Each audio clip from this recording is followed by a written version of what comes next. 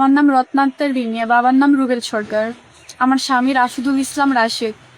সে তার সাথে বিয়ে হয়েছে 2 বছর, প্রায় 2 বছর হয়েছে। 2 বছর আমি আমার বাবার বাড়িতে ছিলাম ঢাকায়। আমার শ্বশুর বাড়ি মাঝে মাঝে যাইতাম। যাওয়ার পরে তার বাবা আমার দিকে কুনজর দেয়, তারপর আমার সাথে বাজে বাজে ব্যবহার করে, আমাকে চ্যাটিং করে, আমাকে প্রতিনিয়ত আমাকে হোয়াটসঅ্যাপে ভিডিও, মানে খারাপ খারাপ ভিডিও দিত।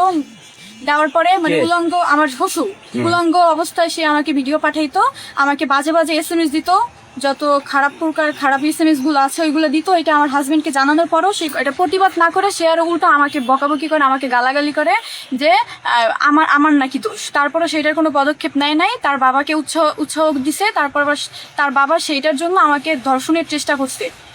দর্শনের চেষ্টা করার পর সে এটা শুই না, সে আমাকে, আমি কেন এটা আমার ফ্যামিলিকে জানাইছি তার জন্য আমাকে 3 তালাক দেয়, আমাকে গালাগালি করে। পরে আমি আমার ফ্যামিলির কাছে আসছি, জানছে, তারপর থানায় আসছে। থানায় আসার পরে তারা এটা পারিবারিকভাবে সমাধান করতে চাইছে। আমরাও এটা আপোষ হয়েছিলাম যে না ঠিক আছে, একটা সংসার ভেঙে যাবে, তার জন্য আমরা আপোষ করছিলাম।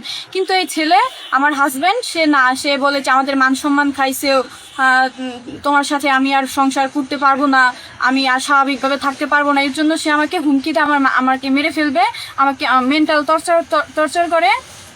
আমার বলে সুইসাইড, তুই কেন বেঁচে আছিস, তুই সুইসাইড কর, এত কিছু নিয়ে আমাদের মান সম্মান খাইছোস, তো তোর তো বেঁচে থাকার কোনো দরকার নেই, তুই সুইসাইড কর।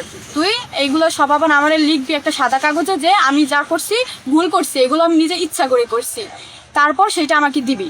আমার ফ্যামিলির কথা শুনে করছি, আমার সমাজের চোখে আমার হাজব্যান্ড আমার শ্বশুর বাড়ির ফ্যামিলিকে ছোট করছে, আমি নিজে ইচ্ছা করে। সেইটা আমাকে ফোর্স করে সেটা বলতে বলছে। সেটা আমি বলি না দেখে সে আমাকে সুইসাইডের জন্য সে আমাকে মেন্টাল টর্চার করতেছে। তারপর এর জন্য আমি সহ্য না করতে পেরে আমি থানায় আসছি, তার নামে মামলা করছি। রাশিদুল ইসলাম রাশেদ বান্দরবান জেলায় সেনাবাহিনী সৈনিক পদে কর্মরত আছে, আলীকদম 31 বিরে। বিষয়টা আমাকে প্রতিনিয়ত আমাকে হোয়াটসঅ্যাপে ভিডিও, মানে খারাপ খারাপ ভিডিও দিত। দেওয়ার পরে মানে উলঙ্গ, আমার শ্বশুর উলঙ্গ অবস্থায় সে আমাকে ভিডিও পাঠাইতো, আমাকে বাজে বাজে SMS দিত, যত খারাপ প্রকার খারাপ SMS গুলো আছে ওইগুলো দিত। এটা আমার হাজবেন্ডকে জানানোর পরও সে কোনো পদক্ষেপ